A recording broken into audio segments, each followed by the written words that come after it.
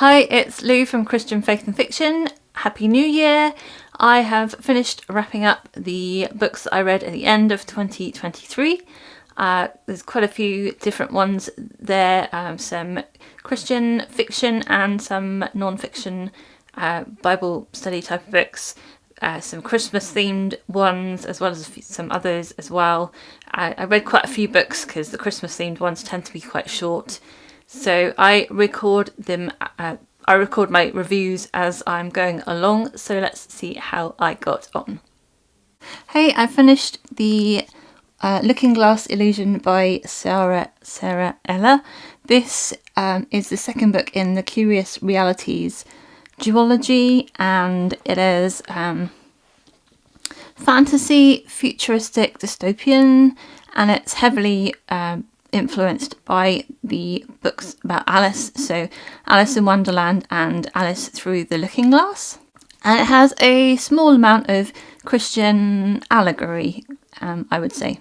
The first book was more based on Alice in Wonderland. This one has a lot more to do with Alice Through the Looking Glass, and I am quite familiar with both those books. I found it helpful to have read those before when I was reading this one, because absolutely everything relates back to something in those books, whether it's the world that's going on, whether it's the names of the characters, whether it's the sort of magical elements in the book. Everything's sort of relating back to that one. I'm not going to go too much into the plot of this book as it's the second book, but I will say that Alice Through the Looking Glass shows up a lot in this book, and I would say I would recommend reading both those books before you read this duology. I really enjoyed the creativity of this book. I enjoyed the world and the characters and how everything comes together and the fantastical elements of the story. I enjoyed my journey through reading the story. However, there were a few things that sort of took away from my enjoyment. The first one is it is quite weird as a fantasy book. It's definitely on the weirder side of the scale, so that's something to bear in mind if you are picking this book up. I liked the weirdness, I liked the strangeness, but for me it did cross over the line at times into too weird, because I was confused at times and there were some unanswered questions which maybe if I read it through again I might make sense of. But yeah, it definitely crossed over for me into too much. I enjoyed the weird creative elements of it, but it did get too much for me. And secondly, there were some things that I was expecting to happen, really hoping to happen, and they didn't happen. So although I really enjoyed the journey, when I got to the end I felt a bit deflated because it wasn't what I wanted. I didn't get what I wanted from it, or what I was expecting from some of the hints and clues. It turned out in a different way. For instance, I was really hoping there's going to be a really strong Christian allegory throughout the book, and there were moments of like echoes of the Christian faith throughout it, but I didn't get what I was looking for. I think if I'd have gone into this book knowing that that was not going to be the case, I'd probably have enjoyed it more, because all the way through I was like, oh, when's it going to be? When's it going to happen? Something's going to happen. I feel like this is, this has got potential for a really strong Christian message to come in at some point, but it didn't go there. So I was a bit disappointed with that, and maybe I missed some of it because of the strangeness of the story. And the bits I got confused with, but I don't think I did. So, yeah, it's still classed as a Christian fantasy, I think. I would rate it 1.5 out of 3 for Christian faith rating. I'm going to give it 8 out of 10 for a story enjoyment rating of 4 stars. I didn't enjoy it quite as much as the first one. I gave that one 5 stars. Just one thing I'll say on the content, there was one word in there that is considered sort of bad language in Britain, and I'm not going to say it out loud. It's the bugger off phrase that she actually put in the glossary at the end, and she said it means go away, which technically it does, but I'm not going to tell you what the B word actually means, you can look it up from yourselves, because we've got younger viewers and I don't want to get into problems with YouTube and everything. It's a bit stronger than just telling them to go away. It's not a British phrase. It is actually an offensive phrase, which I didn't know that when I was a teenager. So, but once I knew what it meant, I never used that one again. So yeah. I finally finished reading a couple of commentaries that I've been reading for over a year, maybe nearly 2 years. I'm not sure. And there's 2 on Matthew. So the New International Biblical Commentary by Robert H. Mounce and the Message of Matthew by Michael Green. These are both, how do I describe them? They are kind of academic, but they're not. They're from the position of people who have a genuine faith, I believe. From reading these, they sound like they actually believe that the Bible is the word of God, and rather just a classic text or written by men. They don't pick it apart in the way that some commentators do. So this coming from more of a position of faith, I found them really helpful. I didn't agree with everything that they said by any means, but most of the stuff I found really helpful and helping me to dig deeper into the text, get to know more about the context and have a better understanding of that, as well as like some applications for it as well that they go into. So yeah, I definitely enjoyed this series. I'm going to pick up other commentaries in the future in the same series. I think it was helpful having 2 different perspectives, because sometimes they didn't agree or they had different things. They brought out different things from the text, and that was helpful in my studies. So yeah, I would give them both 4 stars. I finished reading The Love Script by Toni Shiloh. This is a Christian contemporary romance. It is following Neve, who is a hairstylist working in LA, wanting to get into having more of a business in Hollywood or a salon, and she is one of her clients is the mother of a great star in Hollywood, and she's there, and at some point they're kind of leaving together and there's an unfortunate incident and a photo of them gets leaked to the press together, and everybody thinks that they are together, maybe sleeping together. And so in order to sort of combat all of this, they come up with this idea of having a fake dating relationship. So that is how the story kind of starts and goes on, and it's kind of following them as they are navigating their emotions through this, and they're also what they think God will think about it and their faith throughout it. On paper, this story should have been a really good match for me. I like the setup of it, I like the characters of it, I like how much faith content there is in it through most of the time, but I didn't get on with it really. I got bored in the middle and I ended up speed reading through the second half of it. I think part of it is that the story to me felt like the setup from a novella, a short, and if it had been a short book I would have really liked it, but it felt like it'd been sort of stretched out and elongated to make the length of a full-length novel, and rather than like, I would have preferred it rather than they just sort of added more into the plot in a linear way, that they actually layered in more subplots and gave a bit more variety to the story. I really need for contemporary romance a bit more going on other than just their relationship and what kind of impacts on that. There was a little bit here and there of different things and a few different characters, but I really needed a lot more of that just to give more variety to keep my interest. So yeah, I did it made me go into a bit of a slump because I wanted to finish it, but I wasn't really into it while I was reading it so much. So yeah, I did speed read through in the end, and I don't usually like to do that. I like to take my time and immerse myself in a book. But I wanted to finish so I could get onto my Christmas books and reads. So yeah, I don't know whether I'll continue with this series or not. The faith content was pretty high throughout. There was one instance where one of the side characters was practicing yoga and nothing was said about it, just said how fantastic it was.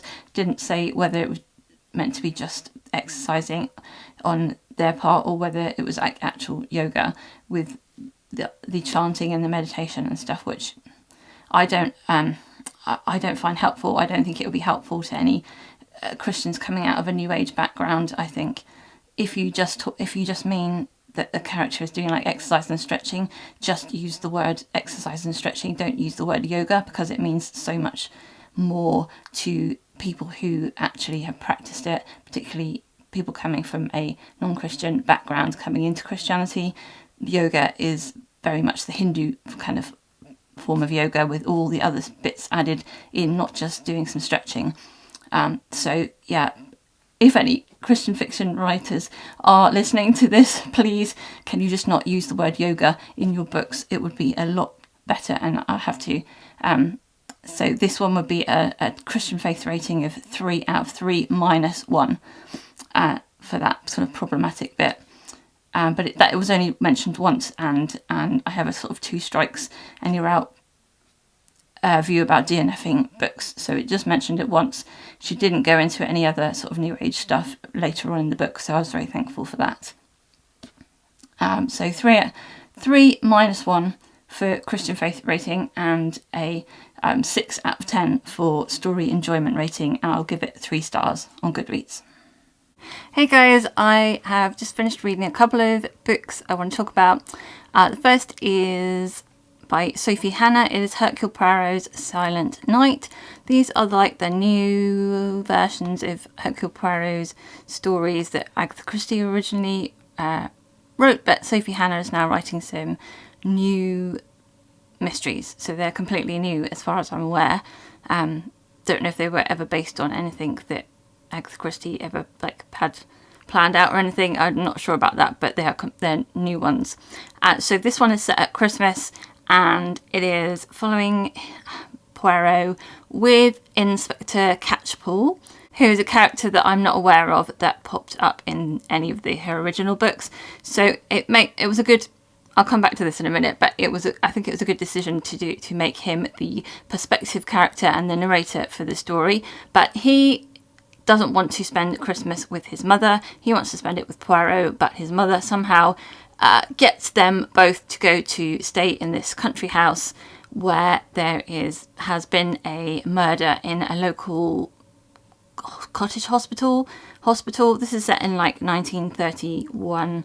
They are really not wanting to spend Christmas there, but they are sort of get employed to solve the murder that happened in this nearby hospital. The person who owns the house lives in the house. She is really worried for her husband's safety because he's about to go and stay there because he's got a terminal illness. For whatever reason, she's worried that he's going to be the next victim.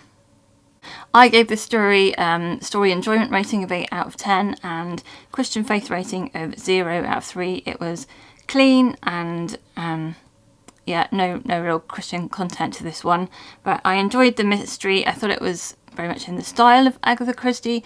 I could tell the difference in the voice, but as I said, I thought it was a good idea to have a different character as a narrator, because then it kind of covers over any differences between one author's style and another. But it was very much in that vein of country house murder mystery book and set at Christmas. So yeah, I enjoyed the progress of the mystery and the puzzles and the clues and that. The resolution was okay. I definitely read it in the right time of the year, sort of leading up to Christmas.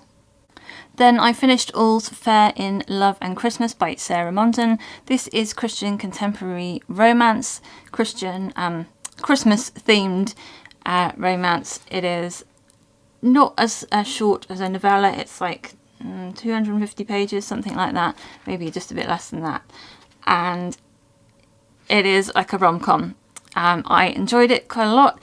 It was good fun. It is following Mackenzie and Jeremy, who are 2 people working in the same sort of design company office, and they get called in by the boss, who says, I'm going to promote one of you two to a give you a promotion, and both of them need to get that promotion for different reasons, but they both know that this boss has a habit of promoting people who are the most Christmassy person of the year. So the person that brings the most Christmas spirit into the office usually gets the promotion. So they kind of end up going sort of head to head, trying to make their office and their colleagues have the best Christmas experience of that year, whilst also Mackenzie has had a crush on Jeremy for a very long time, and she has sort of social anxiety problems.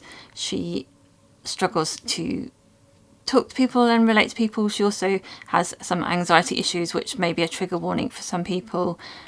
She also has a mother who has dementia. And Jeremy's got some things going on at home as well in his situation.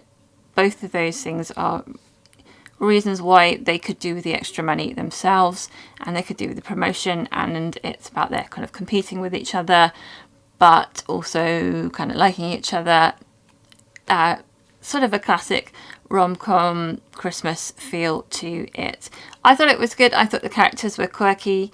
There was some faith content in there as well. It wasn't too cheesy for me. The characters were sort of individual enough not to make them sort of cardboard cutout standard generic Christmas romance, and there was enough like stuff going on that was harder to sort of balance out some of the lighter Christmassy romance themes as well. So I did think it had fairly good balance to it. Content wise, it was clean. There's a little bit of focus on the desire side of romance, but not too much. And the only thing that I would say is there was one mention or one recommendation of a book in here that I personally wouldn't recommend as a Christian. But apart from that, everything else was great. I would give it 8.5 out of 10 for story enjoyment rating and 2 out of 3 for Christian faith content. I finished reading Christmas at Carnton by Tamera Alexander. This is a sort of shorter historical fiction, Christian historical romance.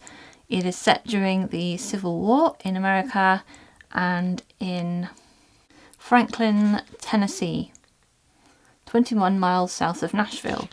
So it's from that perspective in the war, and I am not particularly into that part of American history as a sort of thing that I would be drawn to, but it's a Christmas book and historical, and I wanted to read it this Christmas. It is following Aletta, who is recently widowed. Her husband died fighting in the war, and she's left with a son, and she's very pregnant, and she is at the beginning of the book she's made redundant from the job that she's got, and so she's looking for work. She ends up at Carnton, which is this sort of big house, and she's working there, and at the same time another guy called Jake is injured, and he gets sent there to try and recover and see whether he can get back some of the things he's lost through his injuries. So they are thrown together over Christmas. They are trying to do things together to help the war effort and help the widows. It has definitely got a Christmassy feel to it, and because of that it definitely has some Christian content to it. I enjoyed that part of it. I enjoyed the characters as well. I felt like it was a little bit fast for a romance to be developing. She's only been a widow for like 2 months or something, which seemed very quick to me. I don't know what it was like at that time in history, whether people did just sort of form relationships really quickly. She obviously needed support financially at that point, but yeah, there's sort of an attraction and feelings developing pretty quickly. If it had been me, I think 2 months seems very quick to have gone through the grieving process and be looking out for somebody else, or even considering it at all, or even feeling anything. I don't know. I've never been through it, so I don't know. Just felt a bit quick to me. Other than that, I enjoyed the romance. I enjoyed the story. I liked the different characters, the world. This is like the first book book in the series. I think there are more books that are full-length books set in Carnton or in this sort of place. I don't know whether I would continue with the series because the time period isn't really one that interests me so much, but I thought the writing was very good. I give it 4 stars, probably 8 out of 10 for story enjoyment, 2.5 out of 3 for Christian faith rating. Definitely one that is good to pick up at Christmas time and has more weightier content to it than your average kind of very light, fluffy romance at Christmas time. Hey, I've finished reading You Make It Feel Like Christmas by Toni Shiloh. This is a sort of short contemporary romance with Christian faith content in it. It's set at Christmas, obviously, and it is following Star, who at the beginning of the book loses her job in New York. She's going back to her family for Thanksgiving and Christmas, and she is going back to the wedding to attend the wedding of her sister, her older sister, who is marrying her ex-boyfriend, Star's ex-boyfriend. So while she's there, she meets one of her brother's friends, Waylon, who his mother has passed away and has left him a Christmas shop that he is trying to get on its feet and run it. So it does have very Christmassy themes. They are working together in the shop. They are going and doing Christmassy things together, as well as lots of things going on with the family. I enjoyed the relationships with the family and the conflicts that come about there and the internal conflicts that were going on. It was fun and light, but although I can tolerate like cheesy romance at Christmas, I felt like this one did at times cross the line into too cheesy and a little bit cringy. I know that the character Waylon is meant to be a cheesy character. It specifically said, "Oh, you've come up with these cheesy lines and stuff," but it did cross the line for me of being a bit like bit too much. So yeah, I would give it a 7 out of 10 for story enjoyment rating. There was some good Christian content in there, so I'll give it a 3 out of 3 for Christian faith rating. Hey, so I'm just going to quickly do a quick review of A Royal Christmas by Melody Carlson. I just finished this one. It is sort of following that Princess Diaries retelling type of thing, but it goes off into its own thing. So it's following Adelaide, who is studying to be a lawyer, and she discovers that she has a royal father, and she has to go over to this country in Europe to meet her father, who is dying. And it kind of, some of the book follows that sort of story of she's a royal, maybe she could take over from him. There are people who don't like her, there are people who do like her, there's a romance in there. Parts of it I found a little bit predictable, but other parts of it I found kind of went off in its own direction. The parts that were more predictable, I wasn't, it was okay, but the parts that were a bit more unpredictable, I enjoyed a lot more. So I give this one a 7 out of 10 for story enjoyment rating, and 2 out of 3 for Christian faith rating. There is some Christian content around Christmas time and prayer and that kind of thing, but not a huge amount, but there was some there. So I have 2 great books to share with you next. I read A Texas Christmas Carol by Karen Witemeyer. This is a historical Christian novella, and it is set in Texas, obviously, in 1895, I think. It is a retelling of A Christmas Carol, and it's following Felicity, who is trying to put together some baskets to give away at Christmas to the poor, I think, and she is determined to get the wealthiest man in the neighbourhood to help her out. He is called Evan, and he is very obsessed with business, and with making money and keeping money, and has pushed everybody away from him. He's got a reputation for being quite grumpy and not a people person, and she is determined to get him involved because she sees potential in him. It is quite short. It's a novella.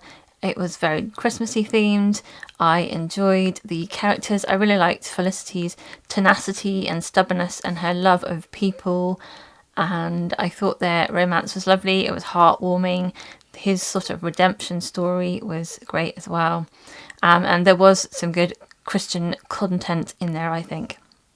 So I've rated this one 9 out of 10 for story enjoyment rating and 3 out of 3 for Christian faith rating. And then I read Better Watch Out by Natalie Waters. This was our book club pick for December, and I love this one. So I was kind of surprised by this one. I'd not really heard it much talked about until it got picked for book club. But yeah, I really enjoyed this book. It is Christian romance, contemporary romance with a side order of suspense. So I wouldn't say it was completely romantic suspense, because the romance is definitely a bigger part of this plot than the suspense elements. But I really enjoyed the suspense parts of it. Really helped the story to be a great story for me. Contemporary romance, I usually need something else in the subplot, something else going on in their lives or internally, just to make it a good book change to a great book. So this is going to be a 5-star book for me again. It's following Franny, who goes to New York. She saved up her money to go to New York and meet the person who she thinks she's in a long-term relationship with. He went away about a year before. They haven't really seen each other, but she's going to surprise him and meet up with him. And she is hoping that maybe he'll propose to her, and she's got this bucket list of things that she wants him to do in New York while they're there in the kind of build up to Christmas, and she's really hoping for that. When she gets there, she finds that he is not interested in her at all. He thinks the relationship is actually over, and she's just devastated by that. And her brother is like part of I don't know if he's FBI or he's part of something, and he is obsessed with security, and so he hires this private security guy, defenseman called Andrew, to take her to the airport to make sure nothing happens to her and get her out of New York. He doesn't want her going around on her own, but she's determined. She still wants to do some things off of the bucket list, and Andrew is got this case going on where he's trying to protect this millionaire and the millionaire's daughter, and somehow, I won't go into how, it sort of ends up with Franny becoming a target in this plot. So we've got this really cute kind of friendship that's building into something more between Franny and Andrew, and they're kind of stuck together as Andrew's having to then protect her but not tell her things. And yeah, I don't want to say too much, but she's still trying to fulfill her bucket list of things whilst recovering from this kind of breakup, but also being attracted to this guy who's now with her. Alongside that, then there's the suspense plot that kind of going along in the background.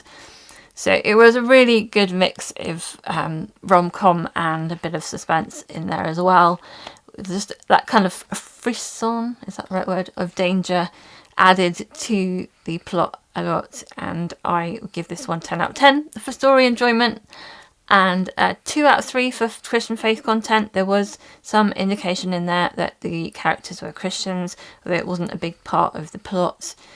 Throughout there was moments where it came and it was an important part.